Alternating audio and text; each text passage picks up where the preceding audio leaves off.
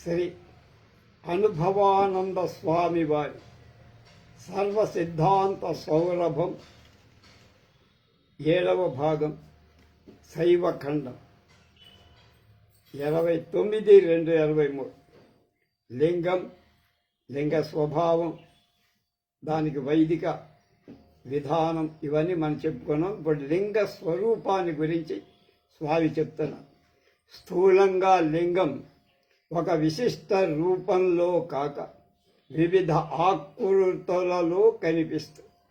వీటిని ఆకారాలు భిన్నంగా ఉన్నాయి, అనేకాలుగా ఉన్నాయి. సాధారణంగా వీటిని 2 విధాలుగా శాస్త్రజ్ఞులు విభజించారట. సహజలింగ, మానుషలింగ అని 2 విధాలు. సహజంగా లభించినవి సహజలింగాలు. మానుషాలంటే మానవుడు చెక్కించినవి అని అర్థం. ఈ సహజలింగాలు పునః మళ్ళీ 5 రకాలు. స్వయంభువాలు, దైవికాలు, ఆర్షకాలు, గానాపత్యాలు, బాణాలు అని. అలాగే స్వయంభువాలు అంటే స్వయంగా ఉద్భవించిన శుద్ధ లింగాకృతిలో లభించిన శిలలు అని అర్థం. సహజంగా రూపొందించి అంజలి పుట రూపంగా ఉన్న లింగాలు దైవికాలు. అంద ఆకృతి నుండి ప్రథమ గణం చేత పూజితాలై దొరకినవి గానాపత్యలింగ. పూర్వం ఋషివరుడు ప్రతిష్ఠితాలై లభించినవి ఆర్షక అని పెడుతున్నారు. నర్మదా నదీ గర్భంలో జల ప్రవాహంలో ఉన్న పర్వతాల నుండి దొరలి అండాకారాకృతిలో లభించిన లింగాలను బాణలింగాలంటారు. అవి నర్మదా నదిలోనే దొరుకుతాయి. అలా కాక మానుష లింగాలు ప్రస్తుత మానుష నిర్మితాలు, అంటే మానవులు తయారు చేసింది. వీటికి బ్రహ్మసూత్రంగా ఒక రేఖ ఉంటుంది. మానుషలింగాలు అష్టోత్తర శతాలుగా, సహస్రలింగాలుగా కూడా నిర్మితాలు.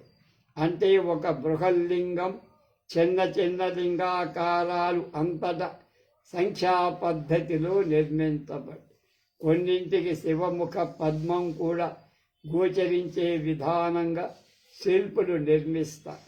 వాటిని ముఖలింగాలంటారు. శ్రీకాకుళం దగ్గర ముఖలింగం ఉంది.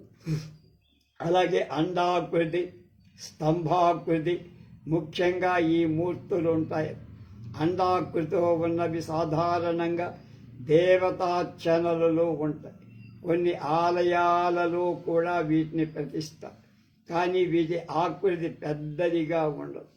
కానీ స్తంభాకృతిగా ఉన్న లింగాలు బృహద్రూపాలుగా మనకు కనిపిస్తాయి.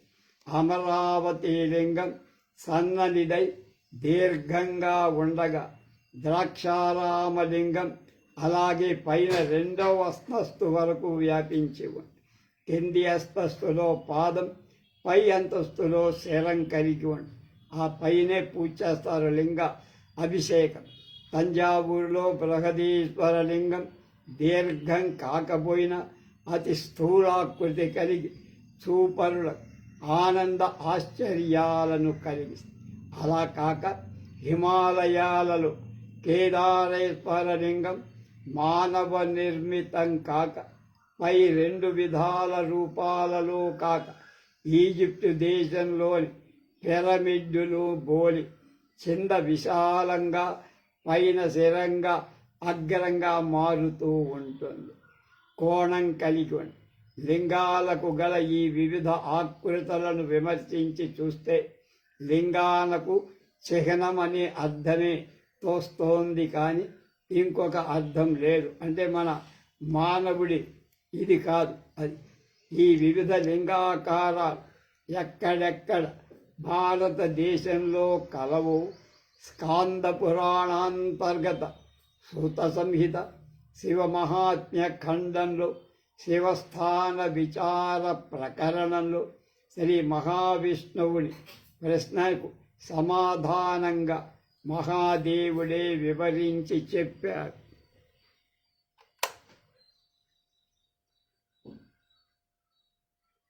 కైలాస పర్వతం, వారాణసి కాశీ, సోమనాథ్, కేదారం, శ్రీపర్వతం, వృద్ధాచలం, గోపర్వతం, శ్రీహరతీర్థం, ఆదిగ్రామం, శ్వేతారణ్యం, దంతిస్థానం, త్రికోటి, గోపుటతీర్థం, మధ్యార్జునం, కుంభకోణం, సవ్యేతరావర్తం, జప్చేశ్వరం, వల్మీకం, గజారణ్యం, వేదారణ్యం, హలాస్యం, రామేశ్వరం, పుండరీకం మొదలైన శివక్షేత్రాలు మనకు కనపడుతుంటాయి.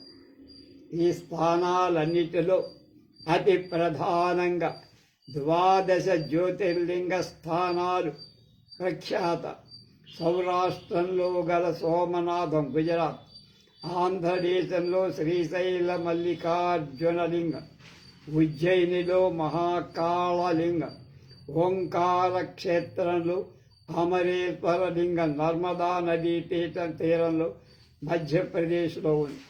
ప్రజ్వల్యంలో ఉన్నది వైద్యనాథలింగం, ఢాకిరిలో ఉన్న భీమేశ్వరలింగం, సేతువు దగ్గర ఉన్నది రామేశ్వరలింగం, దారుకావనంలో ఉన్నది నాగేశ్వరలింగం, కాశీలో ఉన్నది విశ్వేశ్వరలింగం, నాసికా త్రయంబక క్షేత్రంలో త్రయంబక లింగం, హిమాచలంలో కేదారేశ్వరలింగం, విశాల పురి గల ఘస్మేశ్వరలింగం కూడా 12 జ్యోతిర్లింగాలని ప్రతి.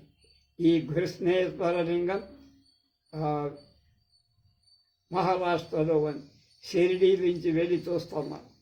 మానవ దేహాంతర్గత అప్రత్యక్ష షట్ చక్రాలకు అనుగుణంగా మూలాధార మొదలైన ఆజ్ఞాచక్రం వరకు చక్రస్థానాలకు అన్వయిస్తూ కాశీ, కాళహస్తి, వృద్ధాచల, పుండరీక, వాల్మీక, వేదారణ్య, సూత సంహిత గ్రంథాలు చెబుతున్నాయి.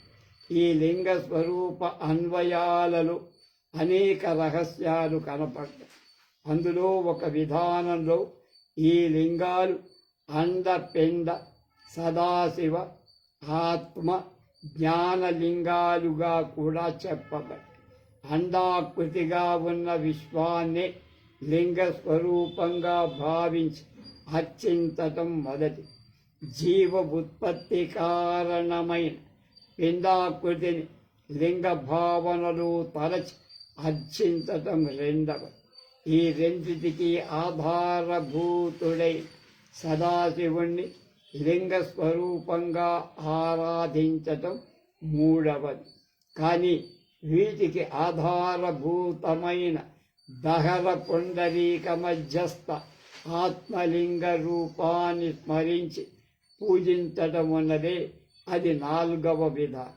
వీటికన్నిటికీ అతీతంగా ఉన్న పరబ్రహ్మాన్ని అవ్యయ, అఖండ లింగాకారంగా అర్చించటం పంచమం అని విజ్ఞులు వివరించారు. పైన ఉదాహరింపబడిన లింగ స్వరూప నిర్మాణం సదాఖ్యయైన సదాశివుడికి అన్వయించగా కరచరణ మొదలైన అవయవాలతో పేతమైన స్వరూపం శివ అంటే ఈశ్వర తత్వంగా అన్వయిస్తుందని బాగా అర్థం తెలిసిన తత్వజ్ఞులు చెబుతుంటారు. శివలింగ నిర్మాణాల్లో కొన్ని ప్రదేశాల ఒక విశిష్టత కనపడుతుంది. కాళహస్తేశ్వర లింగ నిర్మాణంలో అధోభాగంలో గంధర్వ రూపంగా, మధ్య భాగం పరశురాముడుగా, శీర్ష భాగం శివస్వరూపంగా చెబుతూ ఉంటారు. మళ్ళా కాళహస్తేశ్వర లింగంలో అడుగు భాగం గంధర్వ రూపం, మధ్య భాగం పరశురామ రూపం, చివరి శీర్ష భాగం శివస్వరూపం. అలాగే విశిష్టంగా బ్రహ్మ, విష్ణు, మహేశ్వరులను సంపూర్తిగా ఒకే లింగంలో అన్వయించే కొన్ని లింగాలు. కన్యాకుమారి అగ్రముకి దగ్గరగా ఉన్న శుచీంద్రమునే శనీశ్వరుడి యొక్క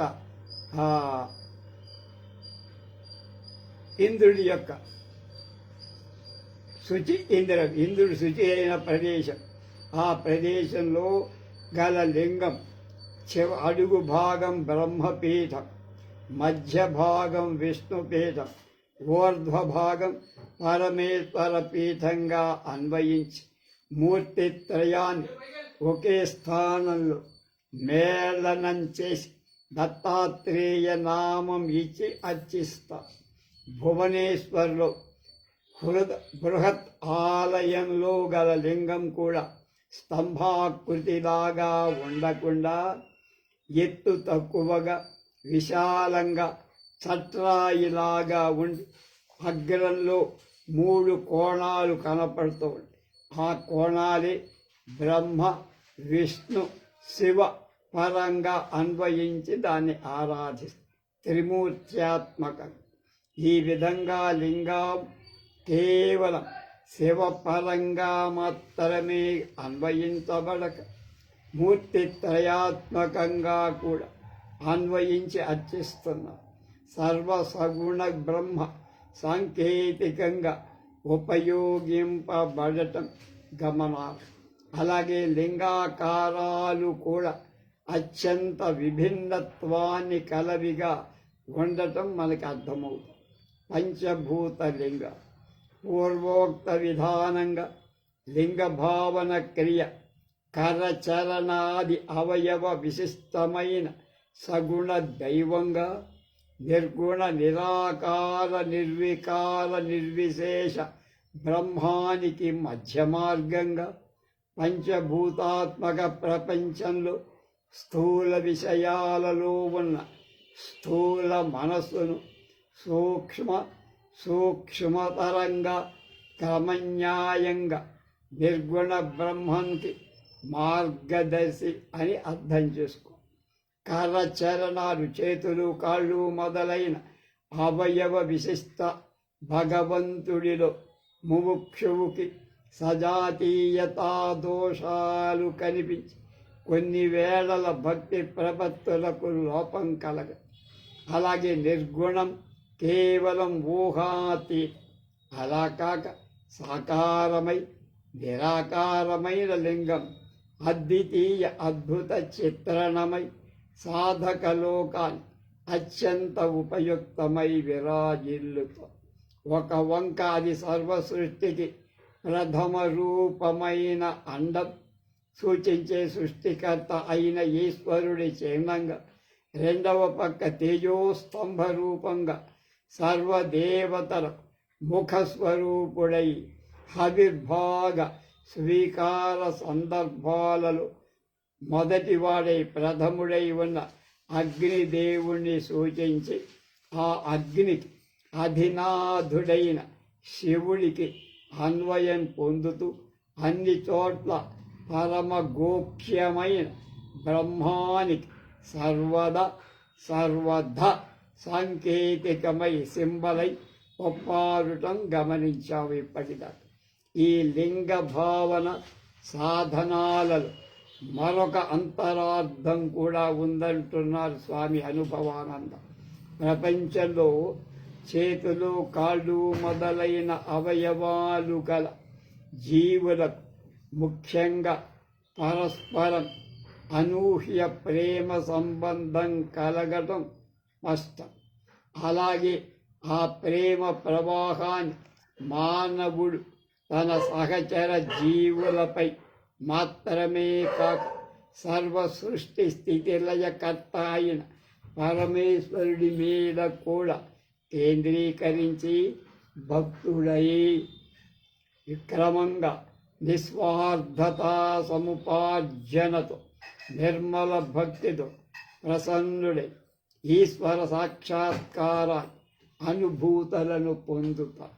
ఈ విధంగా పంచభావాలను అనురీతి మానవుడి ప్రేమ తత్వం 5 విధాలుగా విభజింపబడి క్రమంగా నిర్మలత్వాన్ని పొంది దీనిని వైష్ణవ సిద్ధాంతంలో శాంత, దాస్య, సఖ్య, వాత్సల్య, మధుర భావాలి అంతం వైష్ణవ ఖండంలో చెప్పుకొని శాంతభావంగా దూరంగా ఉండి దానికే తృప్తిపడి భగవంతుణ్ణి సేవించి ఆనందించే భక్తుడు దాస్యభావంగా అంటే సేవ చేయటానికి దగ్గర చేరి శుశ్రూష అధికాలచే అంటే సేవ మొదలైన వాడితే పరమాత్మని సంతోషపరిచి ఆనందిస్తుంది.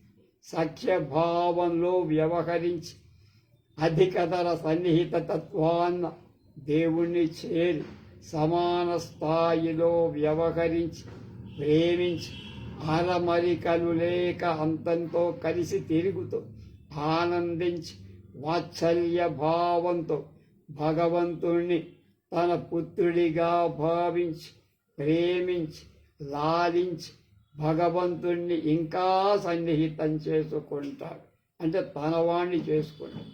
అంత తర్వాత పంచమమైన చివరిదైన మధుర భావంలో ఈశ్వరుణ్ణి భర్తగా సంకల్పించి సర్వ అర్పణ ప్రేమతో శరణాగతి పొంది అభిన్నత్వంలో మెలగి సంతోషిస్తా. కానీ ఈ పద్ధతిలో మానవుడు దేవుణ్ణి కూడా మానవ ఆకారంలో చూసి ఐహిక బంధ దృష్టితో మాత్రమే చూస్తూ ప్రేమించి పరిశుద్ధత పొందుతాడు. కానీ ఈ పాంచభౌతిక స్థూల శరీరం అవధిని దాటిపోలేదు. కనుక భక్తుడు ఎంత పవిత్రంగా ఉన్నా ఇంకా భౌతిక దృష్టి అతన్ని వదిలిపెట్ట. కనుక అతడి దృష్టి భగవంతుణ్ణి కూర్చి మానవాకృతితో తత్సంబంధ బాంధవ్యాల మధ్య ఇరికించి ఉంచుతుందే కానీ దాన్ని దాటిపోక పైకి పట్టుకోవటం. కనుక అలౌకిక, అభౌతిక, అవ్యయ ఆనంద స్వరూప బ్రహ్మానికి మార్గగామి కాకుండా ఆపేస్తుంది. అలాంటి స్థూల దృష్టిని ఈ భౌతిక విషయాల నుండి పూర్తిగా ఉద్ధరించి సంపూర్ణ నిర్గుణ నిరాకార బ్రహ్మాని మార్గాన్ని సూచించటానికై లింగ తాత్పర్యం అంటే భావం తోడ్పడుతుంది. సర్వ సిద్ధాంతాలను అనుసరించి ఈ భౌతిక సృష్టి అంతా పంచభూతాత్మకం తెలుసు కదా. పంచీకరణ విధానంలో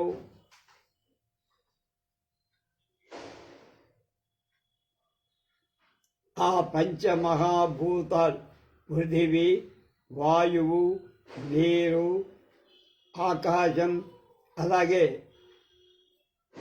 అగ్ని, అది స్పష్టం. స్థూల సృష్టి కాక మానవుడి యొక్క శరీర ఇంద్రియాలు కూడా పంచభూతాల వల్ల వాటి గుణాలైన శబ్ద, స్పర్శ, రూప, రసగంధాలు అనే తన్మాత్రల చేత ఏర్పడ్డాయని చిన్నప్పటి నుంచి మనం చెప్పుకుంటూ ఉంటాం.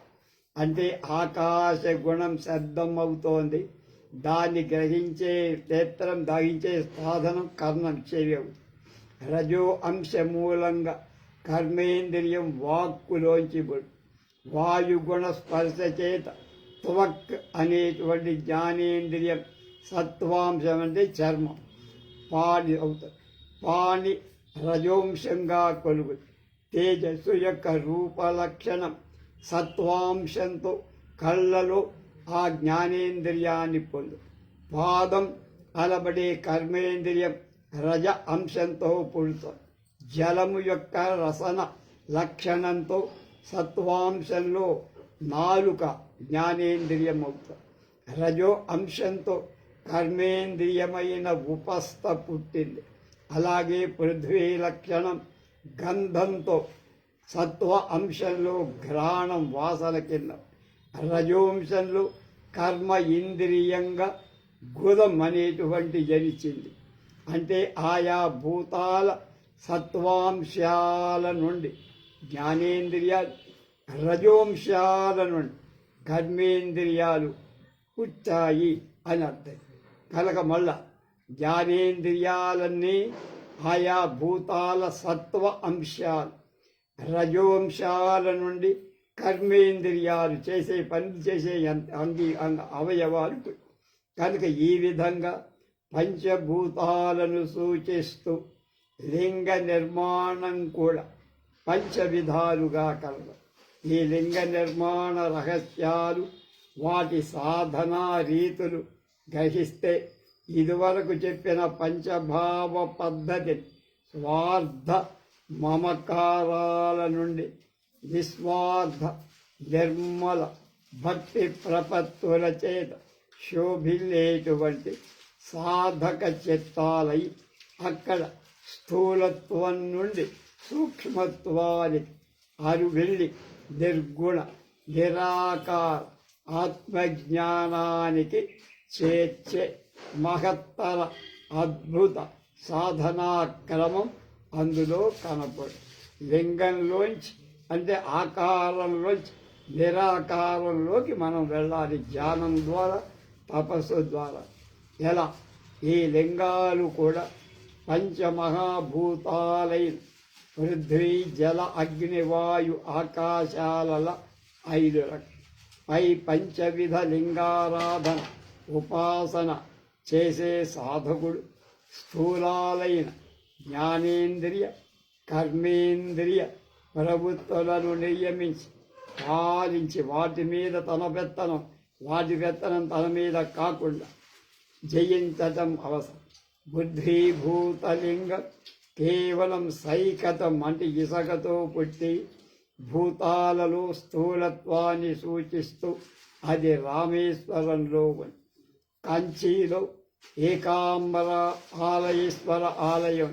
ఈ లింగారాధనం చేసే భక్తుడు పృథ్వీ సంబంధమైన ఘ్రాణేంద్రియ గుదాలను స్వాధీనపరచుకోవాలి. అక్కడికి వెళ్ళి ద్వితీయం జలలింగం. ఇది జంబుకేశ్వరాలయంలో ఉంది మనకి. దీని చేరు ఉపాసకుడు ఇక్కడ జిహ్వ ఉపస్థలను, వాటి ప్రభుత్వులను నియమించి నిరోధించి వాటి మీద తన పెత్తనాన్ని సాధించుకోవాలి. తేజోలింగం అరుణాచలం తమిళనాడులో ఉంది. దాని లక్షణం రూపం. తత్ ఆరాధనానిష్ఠుడు పూర్వ ఆర్జిత బ్రహ్మచర్యాత్ జయాలతో సహ జ్ఞానేంద్రియ కర్మేంద్రియాలైన నేత్ర పాదాలను జయించటానికి ఉద్యుక్తుడు కాదు. అంటే ప్రపంచ దృశ్యాలను చూస్తూ కోరిక దేశాలను తిరిగే బుద్ధి అరికట్ ఒక్కచోటనే ఉండి సాధకుడు అవన్నీ సాధించుక. ఈతనికి తీర్థయాత్రలు కూడా అనవసరం. ఈ స్థితికి అరుదించిన సాధకుడు మార్గంలో అర్థాన్ని దాటినట్టే కదా. ఇక వాయులింగం కాళహస్తిలో ఉంది. దీన్ని ఉపాసించేవాడు తీవ్ర సాధకుడుగా ఉంటూ అతడు త్వక్ ఇంద్రియం చర్మం మీద దానికి ఆధిపత్యాన్ని పొందాలి. స్పర్శ చేతులతో చేసే అనవసర కార్యాలు అరికట్టుతూ జీవన విధానాన్ని రూపాంతరం చేసుకో. అతడికి శీత ఉష్ణ మొదలైన బాధలు దగ్గరికి రావు.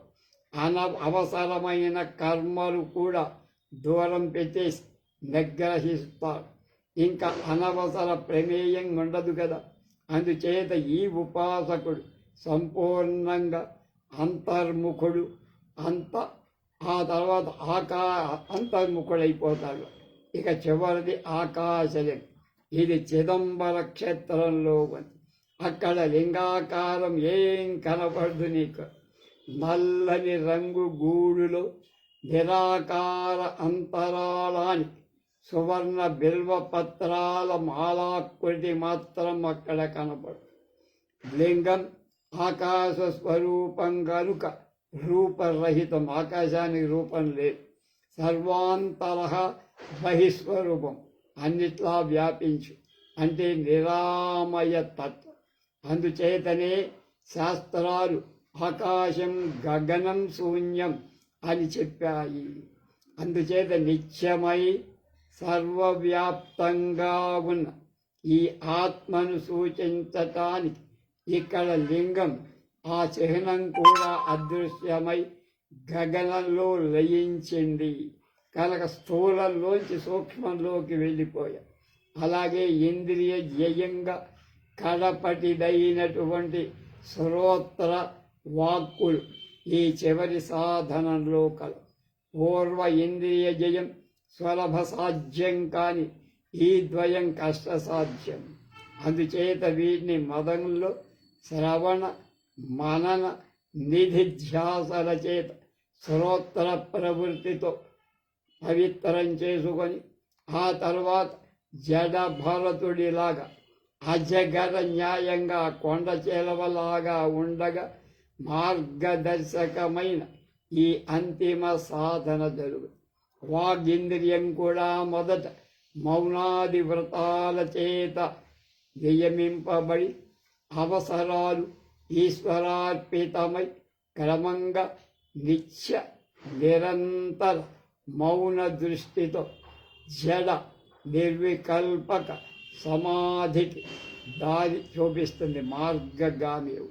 అందుచేత ఆకాశలింగ తాత్పర్యాన్ని గ్రహించి తత్ అనుగుణ సాధనకై పూర్వ సాధనలను ఉత్తీర్ణుడై పూర్ణాధికారి ఉద్యుక్తుడైన ముముక్షు సులభంగా పూర్వ అనుభవ సంపన్నుడై అద్వైత సిద్ధి పొంది సమాధులలో తిరుగుతూ ఉండు. సమాధులు అంటే శ్మశానాల్లో కాదు. ఈ విధంగా శివ ప్రతిమారాధన నుండి శివలింగార్చన సాధించి ప్రతిమ నుండి ప్రతీకాన్ని చే అక్కడ ఆ ప్రతీక నుండి సర్వాతీత నిత్య నిరంతర అద్వైతానుభూతి పొందే మార్గం ఈ లింగ నిర్మాణ రహస్యంలో ఇమిడి ఉంది.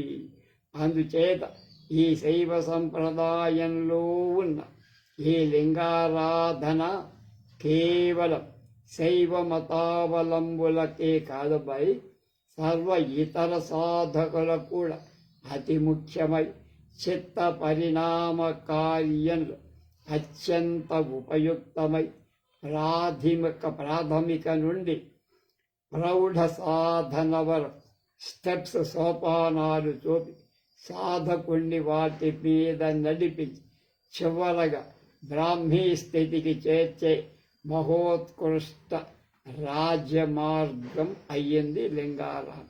అందుచే ఇది ముముక్షు లోకానికి అనివార్యం, ఆవశ్యకం, అవలంబనీయం. శివుడు వేదశాస్త్రాలు, రుద్రుడు ఋగ్వేదం. Shaivism is one of the cardinal aspects of Hinduism. It is as old as India and perhaps even older. Shaivam Hindu మతంలో ఒక ప్రధాన అంశం. అది భారతావని ప్రాయం. దాంటే భారతదేశానికి ఎంత వయస్సు, శైవానికి కూడా అంతే వయసు.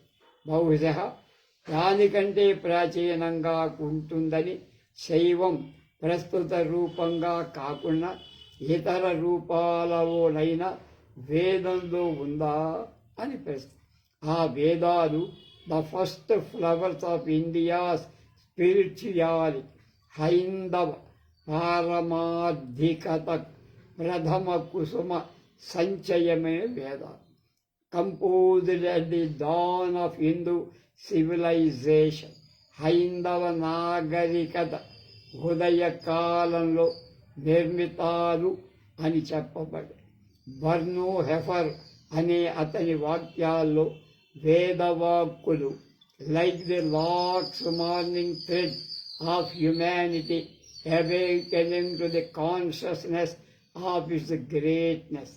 తన మహోత్కృష్ట స్ఫురణ భరద్వాజ పక్షి అంటారు. లార్క్ అంటే పక్షి యొక్క ఉదయకాలంలో అది కూస్తుంది, జాగరణ రేపుతుందని.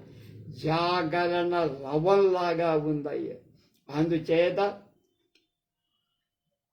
సర్వభారతీయతకు వేదమే ఆధారం, ప్రమాణం. కనుక వేదానికి, శివుడికి, శైవానికి ఎలాంటి అవకాశం ఉందో అంటే ప్లేస్ చూద్దాం. శ్రేష్టో జాతస్య రుద్ర శ్రియాసి తవ స్తవసాం వజ్రబాహో వజ్రబాహో పర్షిణ పారమంహస స్వస్తి విశ్వా అభీతి అపసూయుజోధి. ఋగ్వేదం 2వ మండలం 4వ అధ్యాయంలో 1-3 సూత్రం. ఓ రుద్రా, నువ్వు ఎల్ల జాతాలలో అందరి పుట్టుకలో శ్రేష్ఠుడు. వజ్రాయుధరుడవై నీవు బలిష్ఠులకు బలిష్ఠుడు. పాప సముద్రం నుండి మమ్మల్ని కళతీర్చు, దోషాఘాతాలనన్నిటినీ పారద్రోడు అని ఋగ్వేద మంత్రం రుద్రుణ్ణి స్తుతించి. ఈ సూక్తంలో 15 మంత్రాలు కూడా ఇదే విధంగా రుద్రుణ్ణి కొనియాడతాయి. పై మంత్రం రుద్రుడు సర్వశ్రేష్ఠుడిగా చిత్రించబడి ఈ సూత్రంలో రుద్రుణ్ణి సంబోధిస్తూ క్వశ్యతే రుద్రం ప్రళయాకు హర్హత్తోయో అస్తి రేషజో జలాశః అవభత్తారపసో దైవ్యస్యా భీమ మా వృషభచక్షమీధా. అందరికీ ఔషధమై సంతోషమిచ్చే నీ ఈ ఆనందప్రదాత హస్తం ఎక్కడ ఉంది? చెయ్యి. దేవతా గణము యొక్క పాపాలను నివృత్తి చేసేవాడా, శీఘ్రంగా నాపై కరుణ చూపయ్యా అని అతడి ఆనందప్రదాతగా రూపొందించటమే కాక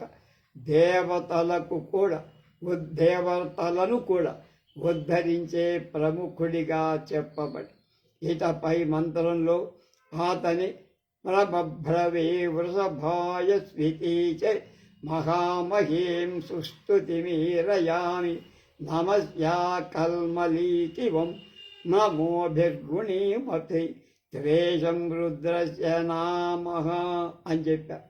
తెల్లని ముఖ పద్మంకలి అందరికీ వరాలు ఇస్తూ పోషించేవాణ్ణి, పాపహారిని నమస్కారాలతో హృదయపూర్వక ప్రార్థనతో నేను సంస్తుతిస్తాను. అతని ప్రఖ్యాతమైన నామం కీర్తిస్తాను అని రుద్రుని యొక్క అగ్రస్థానాన్ని చెప్పి అతన్ని ఈశావాదస్య భువనస్య భూరే, భువనాలకు ఈశానుని పాలకుడిగా రూపొందించి అతనికి శక్తివంతాలైన అవయవాలు, వివిధ రూపధారణ, ఉగ్రత్వం, కనకాభరణాలు, కపిలవర్ణం కలిగినట్లుగా చేసి అతనికి అధికతర స్థాయిలో అంటే సూపర్లేటివ్ స్థాయిలో కీర్తిస్తూ విశ్వానంతటినీ పోషించేవాడు రుద్రుడే అని సంబోధించి నమావోజీయో రుద్రత్వదస్తే, నీకంటే శక్తివంతుడిదెవ్వడు లేడు అని నిర్ణయించింది. అది అతడు ధరించు శస్త్రాస్త్రాలు అద్భుతాలు, అతని కంఠహారం కూడా శోభాయమాన్. అతడి ఉగ్రత్వం మృగం భీమం అని ఘోర మృగాల కంటే అధికం. అయినా అతడు ఇతవానం నిత్య యౌవనుడుగా ఉన్నాడు. అలాగే ఆ రుద్రుడు దివ్యమైన వాడు, సర్వజ్ఞుడు.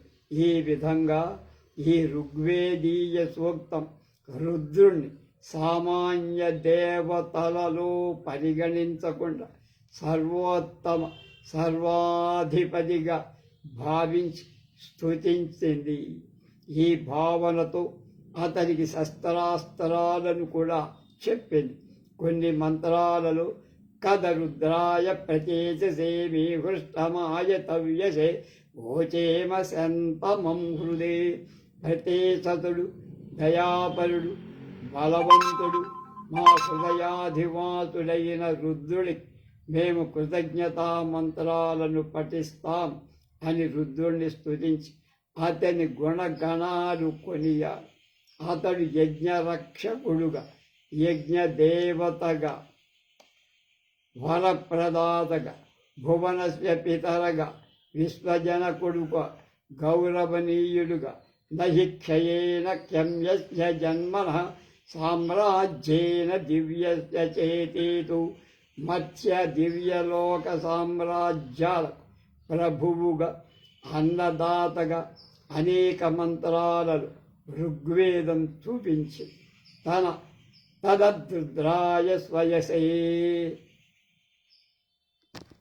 అనే మంత్రం అతని ప్రస్ఫుటమైనటువంటి యశస్సును కీర్తిని కొనియాడగా అతనికి సప్తరత్నాలు మొదలైన సంపన్నత కలదని ఒక మంత్రం చెప్పి ఋగ్వేద ప్రథమ మండలంలో ఒక సూక్తం సంపూర్ణంగా రుద్రస్తుతి కోసమే చెప్పబడి అందులో కొంతవరకు రుద్రుడి ఆకారం చిత్రింపబడి ఇమా రుద్రాయ తపసీ కబద్దినే క్షయద్వీరాయ ప్రభరామహేమతి యథా శమదద్ ద్విపదే చతుష్పదే విశ్వం పుష్టం గ్రామే తస్మిన్ననాతరం.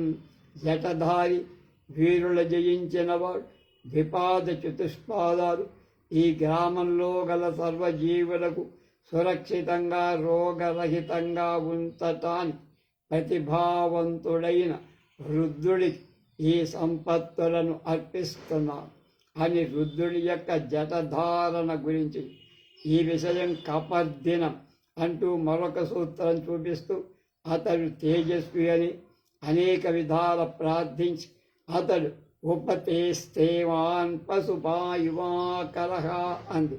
పశువులకు పశుపాలనకు ఒప్పగించినట్టు నీకు ఈ స్థుతులను ఇస్తున్నాం అని తన కర్తవ్యత దృష్టిని చెప్పి అతడు యువకుడు ఉగ్రుడు స్థిరోభి అంగై పురురూప ఉగ్రై స్థిరమైన అవయవాలు వివిధ ఆకృతులు కలిగిన ఉగ్రుడని తెల్లని ముఖం కలవాడని హృదూదహ సుహవో కపిలమైన మృదువైన పొట్ట ఉన్నవాడని సుందరమైన చుబుకం కలవాడని చెప్పి పూర్వమంత్రంలో రుద్రుడు ద్విపాద చతుష్పాది సర్వజీవరాసుల శ్రేయస్సు ప్రసాదిస్తాడని చెప్పి ఈ విషయంలోనే ఋగ్వేదంలో యథాను అదితి కరత్ పశ్వోనృభ్యో యథా గవేన్ యథాతో కాయ రుద్రియం మన పశు ప్రజ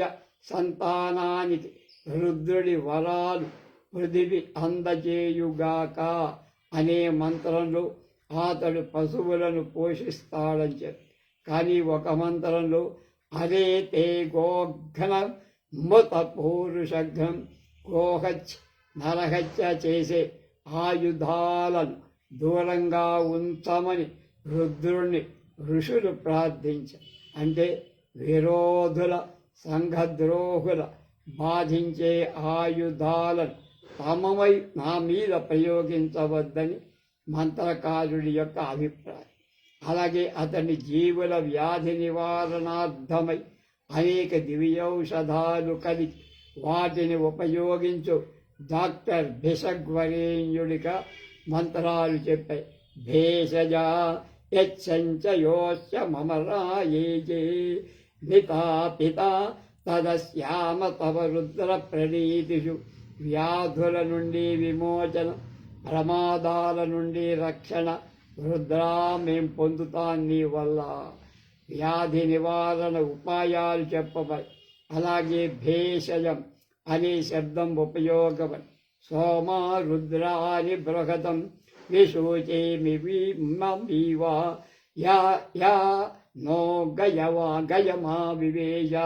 హే రుద్రులారా, సోమరుద్రులారా, మా నివాసాలలో ప్రవేశించి వ్యాపించిన విశూచి వ్యాధిని పారద్రోలని అని ప్రార్థించారు. రుద్రుడు యథార్థంగా ఉన్నో వీరాం ఆత్మయ భేషజేవి భేషక్తమం త్వాభిషజాం శృణోమి.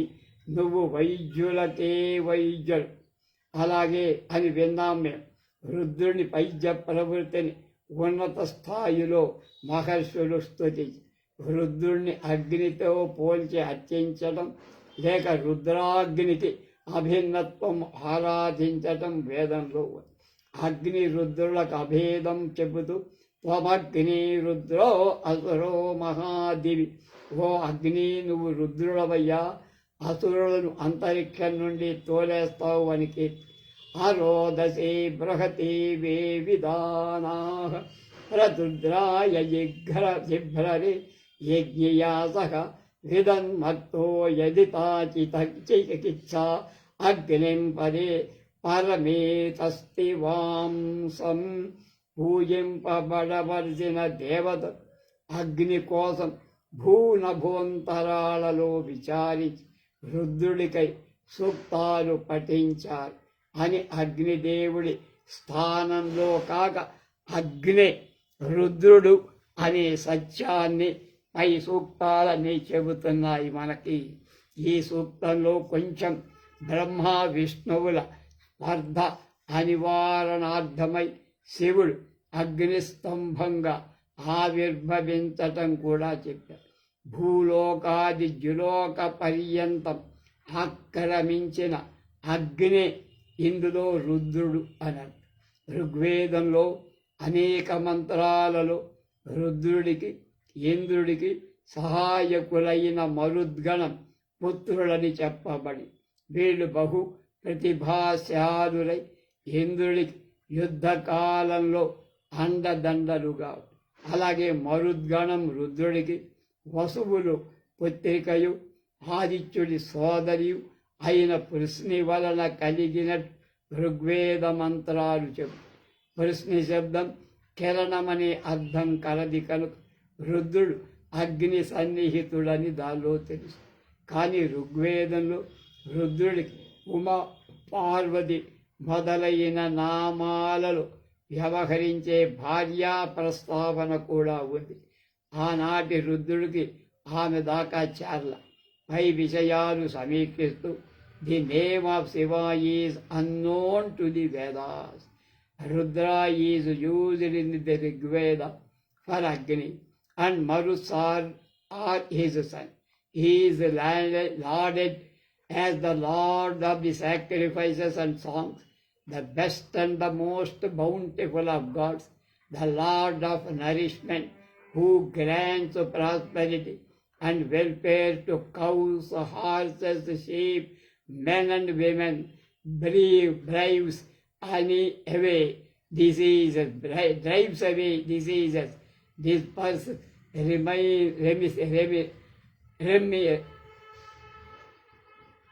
and removes it.